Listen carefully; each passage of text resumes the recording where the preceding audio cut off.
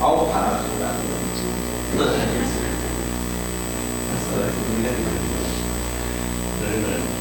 All right. Well, it is good to have you all this morning. If you would find your way to Proverbs chapter 10.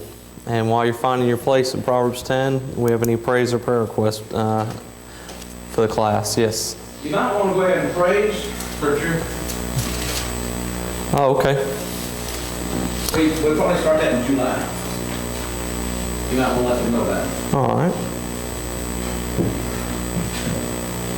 And we had talked about, we used to be on a series of lessons. It's been quite some time ago because we couldn't afford to get them. I'm trying to remember the Jerry Vines through the Bible. By the book. That's it. I was thinking it's through the Bible. That's John. Yeah, that's right. Yeah, so we're going to be going back to that, and you said in July. So that'll have all the Sunday school classes back on track on the same lesson again. So that's good. And I don't know if you've ever run across his Sunday school material. It's really good. I enjoy teaching out of it. So we'll be glad to get back into that. But until then, we'll continue on in our time through Proverbs. So any other praise or prayer requests though before we get started? Brother Ham? Yes, I'm thankful for this beautiful weather we've been having. Oh, absolutely. Yeah, we look like we got quite a few days of it, which is good because we've been having quite a few days of rain, so that's a good thing. All right, any other praise or prayer requests? Ms. Wanda?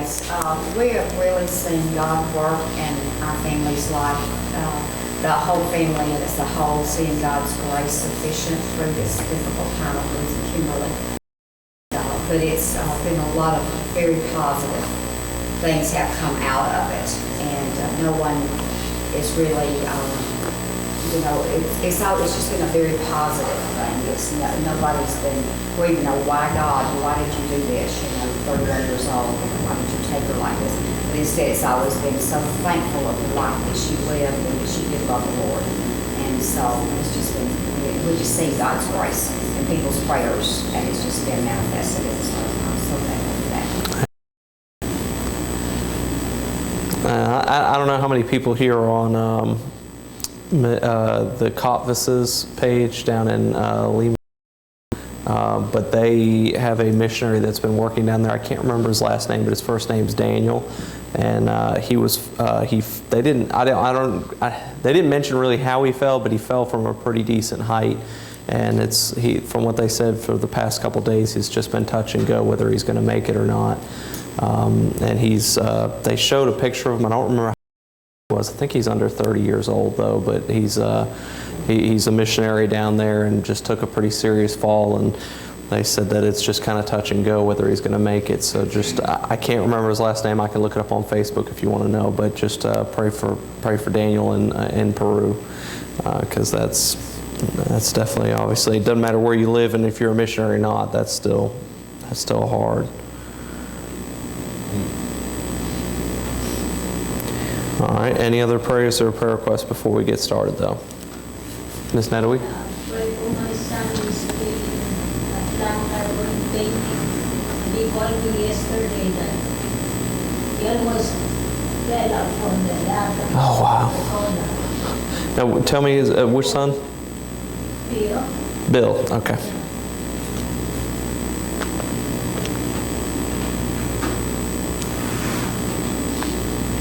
Yeah, ladders aren't my friend either. I don't care for ladders. I do as little as I can on them. They always make me climb the ladder upstairs to change the lights upstairs and use the excuse about being old and a bad back and bad knees. I said, so less to lose. That's what it sounds like to me. If you fall, you're already broke. What's the matter? He's alone there, so he said, Mom, I was stuck. Yeah. So don't tell me those things. All right. Well, if there's. She's still looking for a job. Okay. Remember we prayed for the last time. Mm-hmm. Still looking. Give me your first name again. Brenda. Okay. Thank you. All right. Well, let's go ahead and let's get started.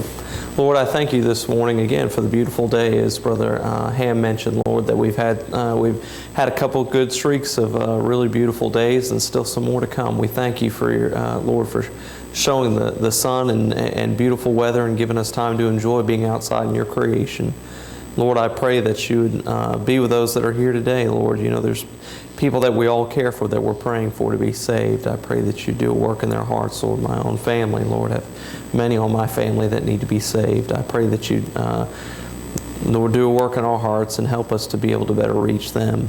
I pray that, thanking you for the ability for us to be able to begin on a structured Sunday school lesson again, Lord, I pray that you'd help that to make an impact in our Sunday school department as we able to teach on one unified lesson.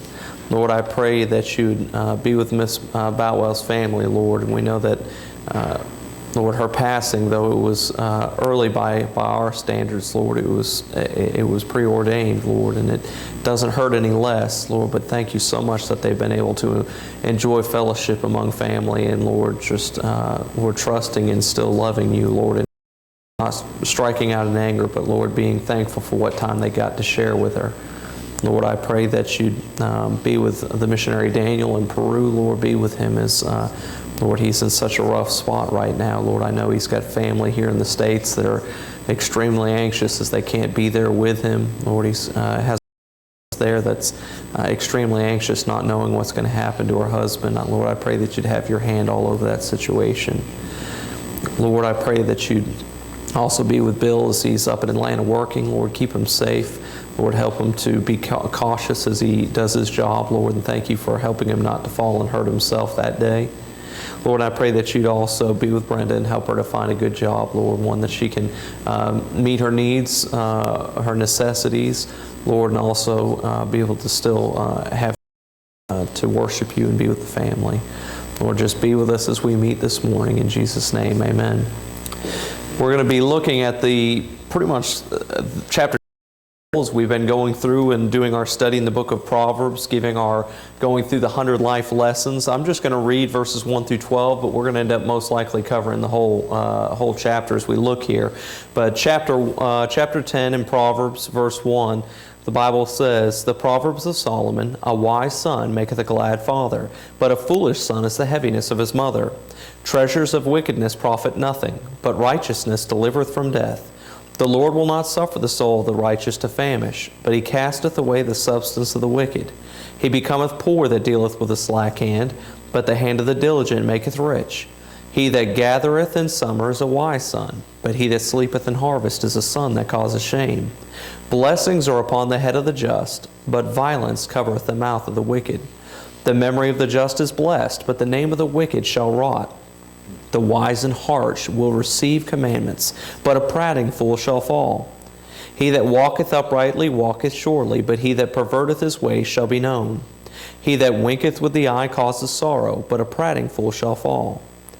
The mouth of the righteous, the mouth of the righteous man is a well of life, but violence covereth the mouth of the wicked. Hatred stirreth up strifes, but love covereth all sins." Now, as we get to chapter 10 here, we're going to find that the book of Proverbs, the one, like Pastor said, before he really worked on this lesson, he taught through it, he hadn't heard a lot of preaching on the whole. It is kind of hard, to be truthful. You get to sections in Proverbs, and it just seems like Solomon got out the scattergun and just bam, and just shot the scattergun of wisdom. And it seems like there's not necessarily a lot of continuity. And to some extent, that is somewhat true. It's hard to make a lesson plan off of a scattered, what seems like a scattered sayings. Up until chapter 10, he'd been very focused. He'd been really laying the groundwork for what he was going to later say as he talked to his son. He was getting very specific in defining three groups of humanity. Now, most of the time you're going to hear him talk about the wise and the fool, but there is also the third category that he dealt with earlier, which was the simpleton, the person who hadn't learned yet, and they're working their way, and they're going one way or the other. So as we look in the book of Proverbs, again, there's three categories. You start off as the simple, and you be wise or a fool. We've said before that definition of Christian or not Christian. In fact, that's something as we've been teaching my boys, we've been working very hard to let them understand that being a Christian doesn't make you wise.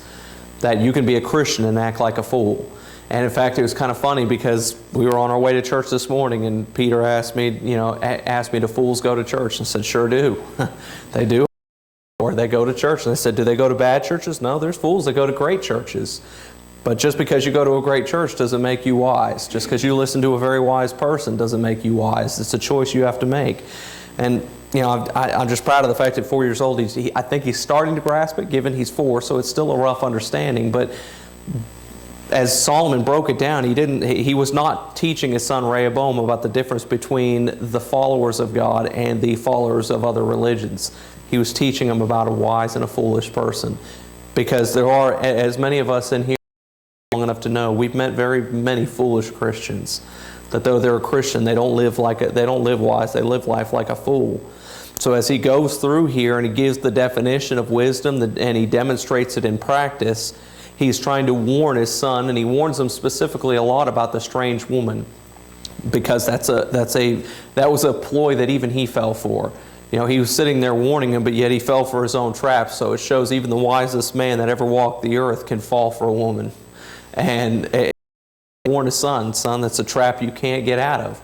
If he was to warn his son and he was to look, I bet you if he was to look through the generations of young men, he'd sit there and name all these people he'd see and say, son, and this one fell to it, and this one fell to it. And it's still in our country today. We hear about Christians and pastors falling prey to it left and right. So as he goes through, he warns his son about this, but then as he moves into chapters 10 through 29, it becomes kind of a rapid-fire succession of tidbits of wisdom. As he talks to him, he keeps saying, my son. You can almost imagine it's kind of like the side of the head, no, listen to me, you're not listening. And then as he gets to here, it's almost as if, like I said, he pulls out the scatter gun and says, I don't know what's going to stick here, but let's just keep firing at him until hopefully some of this wisdom sticks. Now, we know it didn't. We understand it didn't stick too well. And partially, I think, to blame is Solomon himself, because he didn't live what he talked about.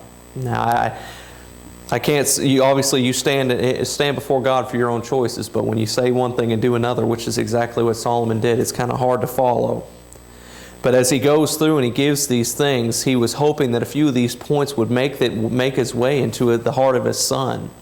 And of Proverbs is they're basically parables, they're sayings, they're ethical wisdom for our life. The things that are found within here are not even just relegated to just simply Christianity. These are good common sense.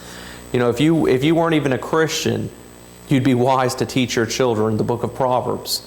There's people that obviously would disagree with that, but even if you're not saved and want nothing to do with God, these are still practical life lessons learned by the hands of a wise man. So we have to remember that the Holy Spirit, through Solomon's pen, divided our population into two groups, the wise and the fools. So Solomon begins to define their character and lifestyle. And as he assists these, he uses contrasts. These are basic tools that we use in our day every day as we try to compare. When we're making decisions, we always do contrast. When you're trying to decide, should I pull out into traffic or should I wait? You're doing compare and contrast, saying, well, if I step down on it pretty good, I've got a decent shot of getting out there, but that guy looks like he's going pretty fast. So if I pull out, you're making decisions based on consequences. He's trying to teach us here through the different sayings, making decisions on how you're going to live based on consequences. And he does it through but statements. You can live this way, but the righteous live this way. The foolish lives this way. The wise lives this way. So as he does these contrasting statements, we're going to see our first life lesson in number 20. There's going to actually be quite a few here in this section. Usually we only have one, maybe two. There's going to be a few of these 100 life principles here. So life principle number 20 is found in verses 1 through 3. Fools make bad kids. Fools make bad kids. And I've come to realize through our school and having the school here that a child that becomes a fool at a young age is usually taught that way. They usually have been left to their own devices. And I won't give examples or names, but there's that used to go to this school that pretty much did about whatever they wanted. And every time the parent was confronted, it was always, no, little Johnny doesn't do that. No, they. And soon thereafter, the student was allowed to be here because guess what? Little Johnny really did all the stuff that that was said, but the parent wouldn't admit it, wouldn't acknowledge it, wouldn't correct it. So they were raising a fool. But it makes a bad child. In verse 1 said the Proverbs of Solomon, a wise son maketh a glad father, but a foolish son is the heaviness of his mother. As I'm teaching this through, because every morning we read the book of Proverbs with the boys, teaching them that when you become wise, and I just make it simple for them, you make me happy, I smile. When you grow up to become a fool, you make mommy sad. Do you want to make mommy sad? No. Say, well, if you want to make us happy, grow up to become wise. And that's exactly what Solomon was trying to break it down. I can't say I know how old exactly Rehoboam was at this age, but I imagine he kind of made it about that simple. You want to make me smile? Be wise. If you grow up to become a fool, you're going to make me sad. Why? Because foolish, the very definition of it, means to be a dullard, a simpleton, an arrogant one, a stupid fellow. Now, we hate the term stupid. We used to have a family in here that pastor would use the word from the pulpit because it's a real word. It has its application. You go through later on in the book of Proverbs, he uses words that are very clear that he's using the word stupid as it would be modernly defined. People don't like saying it. Say, oh, don't say someone's stupid. Well, with the proper application, it has its right place. There's words within our dictionary that, although they seem offensive, within the right, and using them correctly, they have a good purpose. And that's exactly what he said here. He said that you have the choice to become a fool, a stupid fellow, a dullard, a simpleton, an arrogant one. You know, we go through Scripture and there's plenty of examples of children that grew up to become this way. Cain and Abel, you look at the two of them. They were the very first two children of the first two children of God, and they defined from the very start wise and fool. You know, I guess as I've studied this, I've never realized how much of a difference that God was making it between these two children, between Cain and between Abel. As you look at the two of them, they really do define the book of Proverbs, fool and wise. One made their parents happy by being wise, and the other made their parents sad by being a fool. It wasn't even the act of murder. The act of murder was the completion of his foolishness. But the Bible's not specific. I imagine there was a lot of other proof texts. If the Lord had chosen to break it down, He could have gone through and shown all the proof texts where He showed Himself to be a fool up until then, because I don't think it was a one-time event where He chose to dishonor God and then get mad at His brother and kill him. I think it was a leading up to. Another illustration is Samson. Had every good reason to be wise, had the very hand of God on him in a way that people didn't have in the Old Testament. Had a unique gift that God had given him. He was called to be even a judge, and yet he just wasted it, wasted his gift. And then you look at Absalom. He was a son. He was one of the direct descendants of the great King David. That was the man after God's own heart, but yet he grew up to be a complete and utter fool, and it cost him his very life. So as we look through, we see that fools make bad kids because they become the grief to their parents. Absalom certainly was the grief to his parents. They are also greedy in their life. In verses 2 and 3, treasures of wickedness profit nothing, but righteousness delivereth from death. The Lord will not suffer the soul of the righteous to famish, but He casteth away the substance. He said that they live essentially for the temporary dollar. They live for the thing that's such a fleeting thing in life. You know, the Bible said that you labor not to be rich. Cease from thine own wisdom. Why? Because riches certainly do make themselves as wings. They fly away as an eagle toward heaven. And it's almost funny when you think about it, but you can make $100,000 this year and next year have nothing to show for it. Many Americans live that way. I work in a business where we sell recreational devices, and I poll probably 10 to 12, maybe even 20 in some days, people's credit a day. And I get to see what they spend their money on and the way they live their life. And there is many people that are as rich as anyone else you'll ever meet in this town and as broke as anyone else you'll meet in this town. You'd be amazed at seeing people, it sticks in my head, a man making $75,000 a month.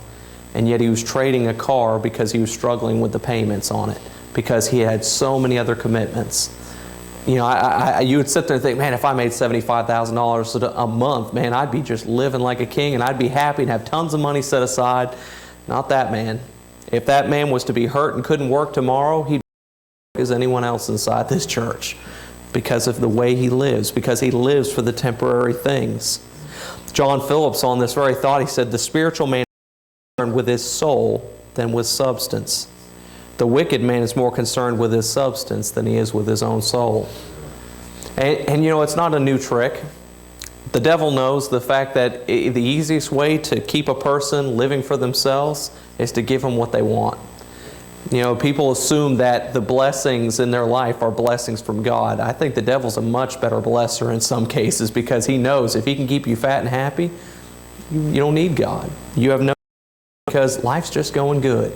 You know, I've known people like that, and I'm sure you have too, that when life's going good, you'll never see them inside this building. They'll never open that door. But then things start going rough and the door opens.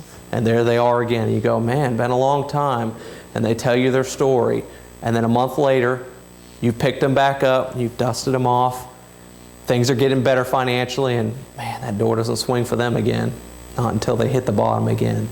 Why? Because the devil knows that. He knows the oldest trick is you keep them fat and happy, but they live for the substance rather than their own soul. So as he said there in verses 1 through 3, life principle number 20, fools make bad kids. Number 21, the difference between poverty and plenty is a terrible 4-letter word. It's called work. It's called work. He said in verse 4, he becometh poor that dealeth with the slack hand, but the hand of the diligent maketh rich. He that gathereth in summer is a wise son, but he that sleepeth in harvest is a son that causeth shame. You know, slothfulness produces poverty. Systems within our nation to go ahead and erase that law of God. We've plenty of practices. I can't tell you how many times knocked doors inside the projects, and generations of family live within aunts, uncles, grandparents, children, and talking to young children that I remember one of them telling me, I can't wait till I get old enough to where I can have my own house. And they meant inside the project. Generations of family living within the walls of the projects. Working, none of them doing anything, but yet they eat, they have a cell phone, cable TV, they have air conditioning. In fact, you step in their house and it's colder than my house because I can't afford to run it that cold. And they don't work. We've done great steps in this country towards trying to help people that are down and out, and that can't be ignored, but we've gone too far. In fact, if you've read anything about what Maine has done, has anyone seen in the news about Maine's new law about getting food stamps? You actually have to have a job now. And they said it is, as you imagine, that went over real well. But they put in a new law that if you're going to collect food stamps, you have to work a provable 20-hour-a-week minimum job, or you have to do 6 hours of community service. And as you can imagine, all kinds of outcries about how this is wrong, we're mistreating the people. Of course, the people that put it in were smart enough to know, I don't know about that. I have to go to work every day to feed myself, so it seems fair that everyone else ought to. But you know, they passed this law into place, and yet it's become the outcry of the nation, saying how wrong this is and this and that. No, they're just following the biblical principle. If you want to eat, work. God put this in place a long time ago. He put a system in place to feed the needy. He said, when you work on your field, leave the corners of the field open, and don't touch them. Whatever hits the ground, leave it on the ground. Don't pick it up. He said, and then the poor will be able to come through and glean of the fields, and they can take what they can pick. But do you notice, it didn't say, gather all your food up, and when you're done, come down to the local county house and bring 10% of what you've got, deposit it in here, and we'll distribute your food to those that don't want to work. They had to get up and still work for it. Free to them, but they had to work for it. So he said the difference between poverty and plenty is that awful word called work. Life principle number 22, live right and you will be remembered right. In verse 7 he said that. He said the memory of the just is blessed, but the name of the wicked shall rot. And there's two examples. You think just simply, Paul. People want to name their child Paul. It's a revered name within the Christian life. But you don't want to name your kid Nero. If you did, I would say there's something broken up in your head. You know, the name Jezebel. You don't want to name your daughter Jezebel. Now, I had heard of someone who did name their daughter that, and they said that they named the name. They wanted to show, and I was like, no, I'm sorry. That there's names that I don't want to redeem. I don't want to name my child Adolf. Not interested. Not going to happen. I don't feel that name needs to be redeemed. And if anything, I think it's kind of like in baseball or football, you have someone who does such a good job in their team. They played for so many years that they retire their number. I think those names ought to be the same way. I did a good job. Retire it. You know, you name your dog Nero. You don't name your child that. So you live right, and you'll be remembered right. He said the memory of the just is blessed. People remember it with fondness. That the name of the wicked shall rot. You know, that's the difference between when you die, people celebrating at your funeral. They're both celebrating, but there could be a different reason why. There's people that have died throughout our country that they were cheering, but it wasn't always cheering because they were happy for their life. It was happy because it was done. Life principle number 23, fools argue and do not obey. Wise in heart will receive commandments, but a prating fool shall fall. So he gives the opposite, saying that a wise person will receive lessons. They are teachable. But a foolish person can't be taught a thing. You know, the Bible said later, it said you can, whether you rage or whether you laugh, if you're dealing with a fool, there is no rest. There's no rest. You can't be at comfort. You can't be at ease, because he said he is a prating person. The word prating means chattering or incessant. They're a person who constantly has something to say, whether or not there's anything worth saying or not. You teach kids at a young age to learn to reserve themselves, not to talk all the time. There's one that I'm still working on. It might be a lifelong process. His name's Titus. Love him, but he talks whether he's got anything to say or not, just to fill the void. But there's people that grow up and never learn any better. You could be having a great intellectual, serious conversation, and that person, and you know them because you've had them, they step in and they don't realize it, but the other two people realize that they've stepped into waters they can't quite swim in, and they're drowning. But they're absolutely drowning because they open their mouth and you both look at them and go, what are you talking about? Because they're chattering, they're incessant. They argue when they have nothing to back up what they have to say. Don't obey. Life principle number 24, if you don't want to fall down, do not walk in slippery places. Verse 9, he said, he that walketh uprightly walketh surely, but he that perverteth his ways shall be known. You know, if you don't want to fall spiritually, you don't go to the places where you know you're likely to fall. You know, people say that I fell into sin. Most often it's not that you fell into it, it's you got too close to the hole. You know, if you don't want to fall over the cliff, you don't stand on the edge. If you're not confident in swimming, don't hang around the side of the pool. You know, there's things that are just basic good common sense. If I don't want my daughter to fall off the porch, I keep her away from the edge of the porch. If you put yourself in a place where you know you're at risk, then you're going to fall in, and you can't say, I don't know how this happened. If you don't want to fall, don't walk in places that are slippery. If you don't want to fall morally, don't walk in morally slippery places. Now this goes back to the fact of just simply in your life knowing your own weaknesses. You know, as a famous movie line once said, a man's got to know his limitations. There are certain things that are no temptation to me. I can walk through a liquor store and not have one desire to grab a thing off the shelf. I've never wanted a drink in my life. Not interested in it. I had one little kid because my sister's boyfriend was such a stand-up guy, and that was the thing I ever wanted to have ever since then. Never had a desire. I can walk through every single one and see all the pretty bottles and hear people talk about how great it tastes and this and that, and I wouldn't care if I could pull one string. Fell down and shattered because it means nothing to me. Certain things that are a temptation to me, and I'm enough to stay out of those areas. You know, if I'm tempted to smoke, which I'm not either, but if I'm tempted to smoke, when guys go outside to smoke, it's probably not a good idea to go outside and talk with them, because what is it going to do? It's just going to make me want them. You know, if you don't want to fall, don't go out on this steep roof. It's just basic laws of common sense. Now, as we move through into chapters 13 through 32, we're going to see that he moves into, again, teaching more of his son on not being a fool.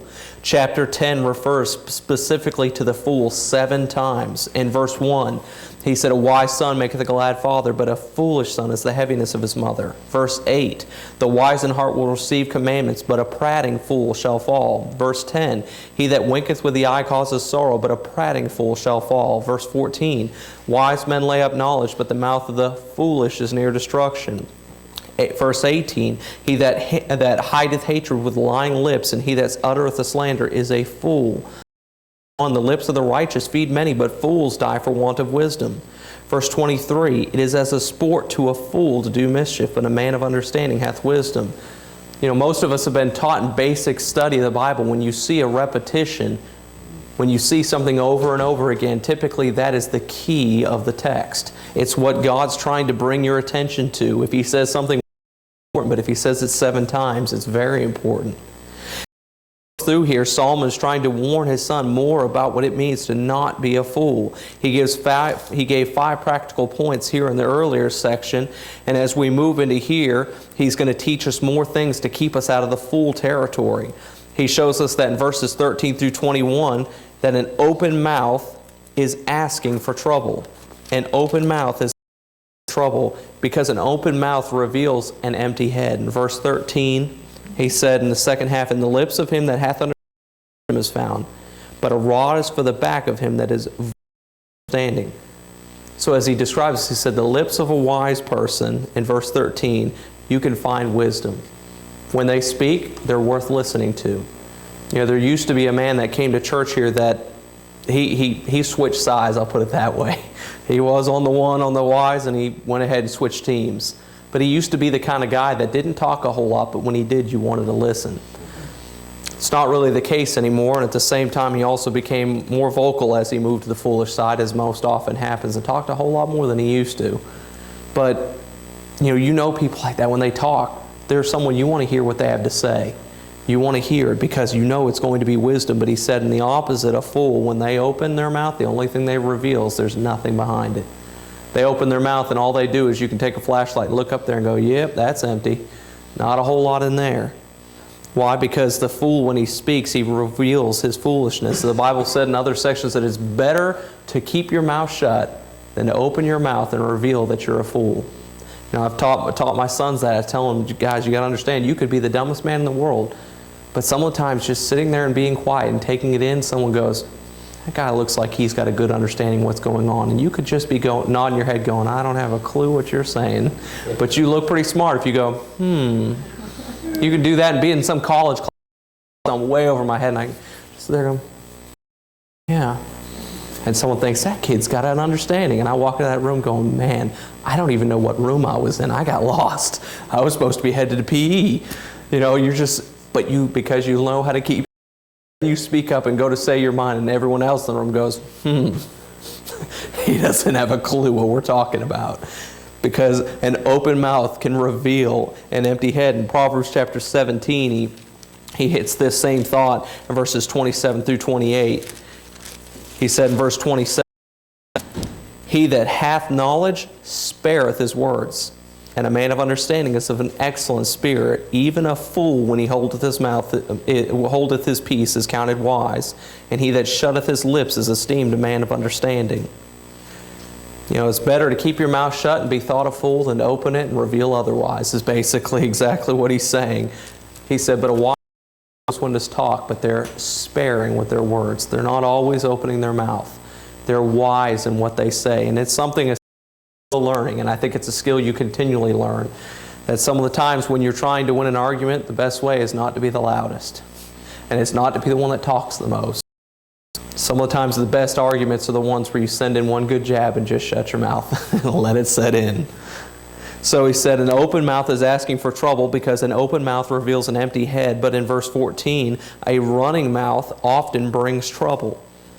Wise men lay up knowledge, but the mouth of the foolish is near destruction. He said also in verse 8, he said, the wise in heart will receive commandments, but a prating fool shall fall, or a chattering fool, someone who's always talking, they're near to destruction. When you open your mouth, you find often that you get yourself into more trouble than if you just kept it shut. I know in sales I deal with customers that are just a little this side of maddening.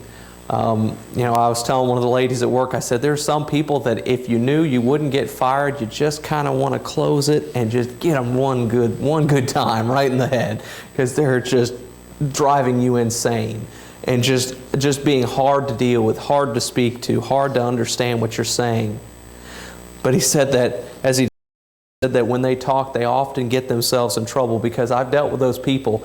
And I don't know if you've ever done this, maybe it's just me. You ever said something that was just on the tip of your mind because you were irritated, and you realized that person was within earshot, and instantly this feeling, this terrible flow over you, going, oh, I hope they didn't hear me. And you really don't know, and you're not about to go ask, hey, did you hear me make fun of you? Because if they didn't, you kind of got yourself into trouble. So you just cross your fingers and hope they didn't hear what you said, even though you certainly said it. You open your mouth, you get yourself in trouble. As he compares the wise and the fool, wise men are busy following the admonition of Proverbs and the fact that you are to never stop learning. But fools, instead of laying up knowledge, fools become a companion of fools themselves and become like them.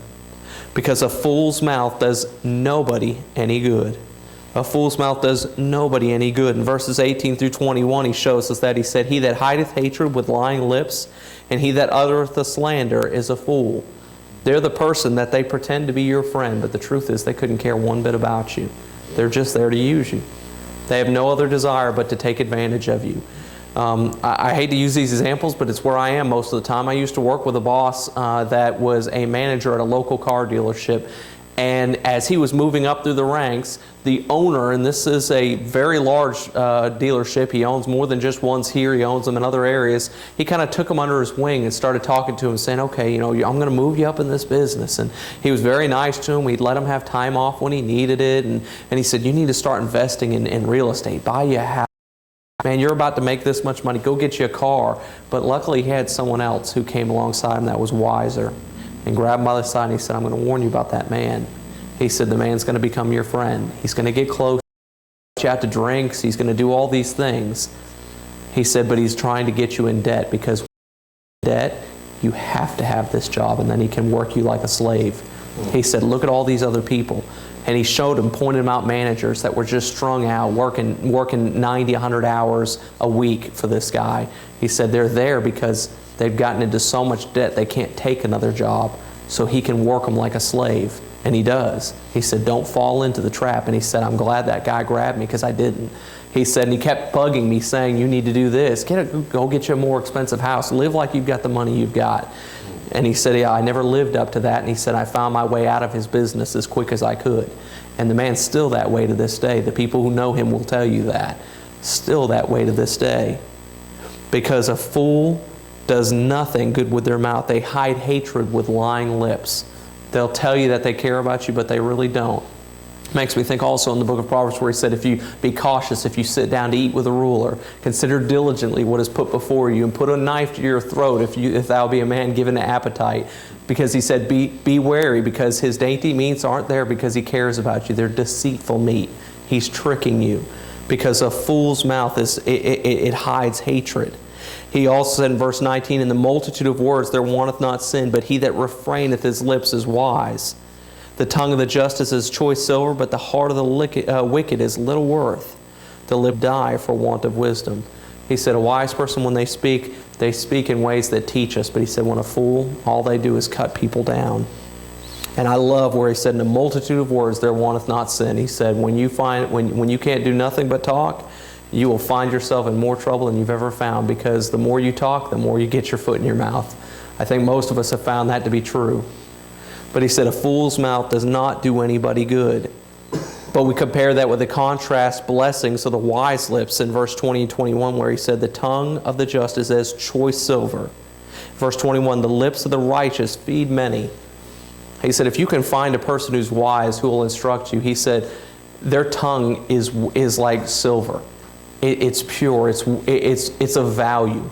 He's not saying that it's actually the tongue itself. He's giving, of course, a comparison, a simile, saying that just like you would work all day long and work hard to gain money, like you'd go to work to maintain a check at the end of the month, he said listening to this person is just as valuable to you, because the benefits are even more so.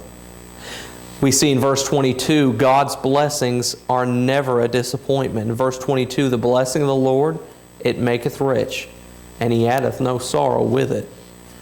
God's blessings are true riches. Financial wealth is not. Any one of us would raise our hand and say, if we won the lottery, we'd be happy. There's nothing wrong with that. If someone just handed you a ticket and said, here, I already won, but the fact is, I just know I couldn't handle the money. Do you want it? I'm going to say yes. I don't have a problem with that. I'd take it absolutely. And you all have this money. All that money can be great. And they can do wonderful things. But it's not actual riches. Money is not riches. Why? Because they make themselves wings. They fly away. They disappear. You often find yourself gathering it for your descendants and not for you. It makes you think of the rich man or the rich farmer who gathered this great bumper good grief, I can't say it. A bumper harvest crop. Gathered it all, put it in all these barns, and he said, thou fool. He said, this night your life will be required of you. And who did you store all that up for? Because that's all money is. It's just storing it up for someone else. It's usually stored for the government because they'll find a way to get it if they can. But God's blessings are true lasting riches. In Proverbs chapter 23 and verse 5, he said in chapter 23, verse 5, wilt thou set thine eyes upon that which is not? For riches certainly do make themselves wings. They fly away as an eagle toward heaven. So God's blessings are never a disappointment. He said, the blessings I add to you, they'll bring no sorrow with it. There's been, I don't know if you guys have ever seen and read about some of these lottery winners. Some of them are in terrible straits. I remember reading about one in Texas that he won like $23 million. And he actually said he wishes to God he'd never won. He said it was the worst thing that ever happened to him. He said it broke my family apart. It separated me from my friends. And in the end, I got sued by people who were suing, had money. And by the time it was all done, I was broker than when I started before. And he said it was the worst thing that ever happened to me. And there's plenty of stories like that. And that's not to say that giving a windfall from family or this or that is going to ruin your life. But there's many not fixed problems. So God's blessings come with disappointment. And thirdly, we'll see in verses 23 through 32, a fool makes life a joke. A fool makes life a joke. We see his silliness in verses 23 through 25. It is as a sport to a fool to do mischief. But a man of understanding hath wisdom.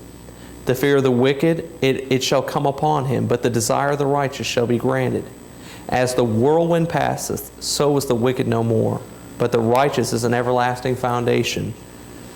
Regarding getting away from all of the racial tension, getting away from all of what happened there within the streets of Baltimore. Again, let's remove all that. I'm not trying to be political. But you look at what's taking place there, and as he said, it is as a fool to do mischief. They're out there destroying businesses, destroying people's lives, their well-being, their earnings, everything they're working for, and it's fun to them. Great old time. It's as if they've been put in an adult version of Disneyland. They're just having a great old time destroying what people have worked for. It's as a sport to do mischief. They're always clowning around. Everything they do, even when they're destroying, they just think they're having a great time. They're enjoying life even though they're destroying others. They're always fearful shall come upon him. They're consistently fearful. But they're always fleeing. In verse 25, as the whirlwind passeth, so is the wicked no more. But the righteous is an everlasting foundation. He said, the wicked, their life is kind of... You ever seen those little dirt devils? They'll spin up, or even a water spout come out on the water. Even the worst tornado that's ever been only lasts a very short time. Now they can be very destructive in their short path, just like a person can be. You can have a person that only lives to 20, be very destructive in those 23 years of their life. But he said, just like that, it's a very short thing. It's a very temporary thing. You don't find any water spout, any dirt devil, or any tornado, or even hurricane that lasts for a very long time. Even a hurricane that lasts for 2 weeks is a very small blip in the time of history. So as you look at that, he said that their life is fleeting. It's without purpose. It's temporary, and it's here and then it's gone. He said, but as a wise person, when you live your life for wisdom and live your life for God, he said, you've created a permanent foundation. As the Bible says in other places, you have set up treasures in heaven where moth and rust doth not corrupt, and thieves do not break and steal. You've laid a foundation that'll last. But they're always fleeing. Another section there in chapter 28 of Proverbs, verse 1, he said, the wicked flee when no man pursueth, but the righteous are bold as a lion. He said they're always fearful. They're always running. You know, that's why you can sit there and see one of these people. The cops get out of their car, pull up, open up their doors, and all of a sudden somebody runs. You sit there and go, what are you running for? And when they catch them, they had no right to chase that person. They didn't do anything. They can't prove they did anything. I'm sorry, but I don't know about you, but I've been told that the international sign of guilt is running.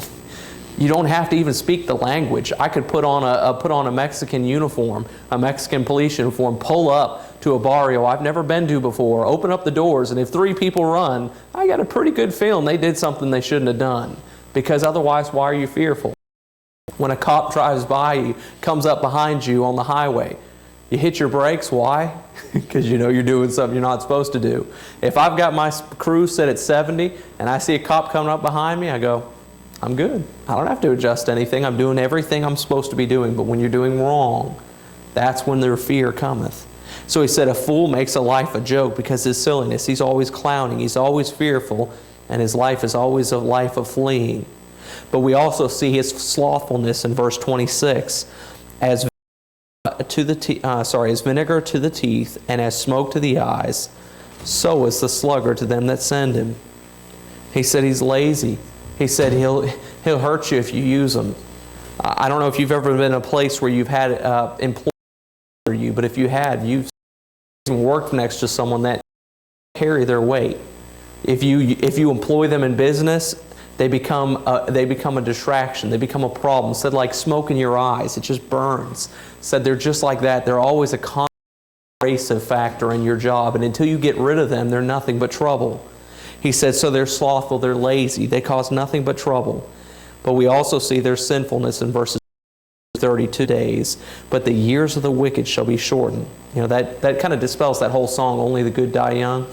I don't know if y'all remember that. Only the good die young. No, that's not what the Lord said. He said, the years of the wicked shall be shortened. He said a lot of evil die young. And as he goes through, he gives more examples. He said, the way of the Lord is strength to the destruction to the workers of iniquity. The righteous shall not remove, but the wicked shall not inhabit the earth. And he goes through and he gives them some final thoughts and we are as far as time. But basically what he's getting across here to his son is don't be a fool. If you want to live a life that has more purpose. If you want to live a life that has more than just a moment, don't be a fool. He said if you want to live a life that people look back on with reverence and remember your name instead of saying, man, I'm glad that guy's gone, don't be a fool. And as he goes through warning his son, that shotgun, just hoping something will hit him, but what he doesn't realize is that the one aiming is not a very good aim, because as wise as he was, he didn't live up to his own name. You know, that's something I fear as a parent, that I'll teach all this and they'll look at me and go, no, even you don't do it, so why should I? Let's hope that we live in a way of wisdom that our kids, our grandkids, and our great-grandkids want to walk in our path. You know, it makes me think with that. May all those who come behind us find us faithful. And I'm sure most of us know that song. It's not a new song. But you know, as they look through our lives, as they look through the pieces left of our lives, hope that there are pieces that are left to guide them unto God. That they're like breadcrumbs set on a trail, leading them to the path that we found. But we can't do all that if we live a life of a fool. You know, I've met some awful self-righteous, foolish people that think they've got it all figured out. I realize the longer I've been saved, the less I've got figured out. Let's hope that we can all learn to be wise, like Solomon was trying to encourage us to. So let's go ahead and let's pray and get ready for the preaching hour. Lord, I do pray that you help each and every one of us to choosing the life of a wise person. Lord, simply being a Christian put us in that category. Lord, and even today doesn't mean a year from now we still will be. It's a continual process. It's a constant learning. But we'll never graduate with our wisdom. It's a continual learning process. We're constantly learning to be wise, to serve you. I pray that as we have studied in the book of Proverbs today, that some of this would have been, Lord, helpful in instructing us in our walk to be wise. In Jesus' name, amen. Amen.